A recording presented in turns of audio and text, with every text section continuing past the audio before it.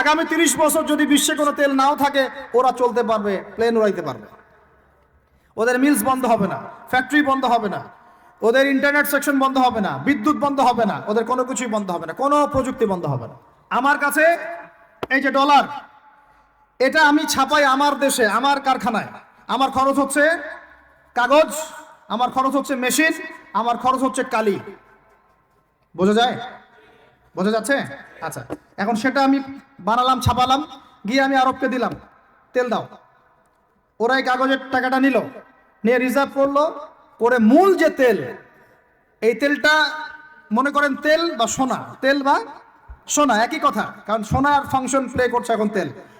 এখন তো যেহেতু গোল্ড দিনার নাই, দিরহাম নাই, এই তেলটা তারা নিল, নিয়ে ওদের দেশের আন্ডারগ্রাউন্ডে বাংকার আছে, গ্যালনকে গ্যালন, গ্যালনকে গ্যালন তেল রিজার্ভ করতে থাকলো, রিজার্ভ করতে থাকলো, রিজার্ভ করতে থাকলো। এমনভাবে রিজার্ভ করতে থাকলো যে বিগত আগামী 30 বছর যদি বিশ্বে কোনো তেল নাও থাকে, ওরা চলতে পারবে, প্লেন উড়াইতে পারবে। ওদের মিলস বন্ধ হবে না, ফ্যাক্টরি বন্ধ হবে না, ওদের ইন্টারনেট সেকশন বন্ধ হবে না, বিদ্যুৎ বন্ধ হবে না, ওদের কোনো কিছুই বন্ধ হবে না, কোনো প্রযুক্তি বন্ধ হবে না। এত তেল তারা এখন রিজার্ভ করলো কি দিয়ে?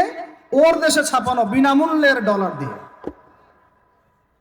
এবং সেই ডলারটা আমরা নিলাম, নিয়ে আমরা মাশাআল্লাহ অট্টালিকা নির্মাণ করলাম, আর মনে করলাম যে মাশাআল্লাহ আমি তো খুব ধনী হয়ে গেলাম, সমৃদ্ধি অর্জন করলাম।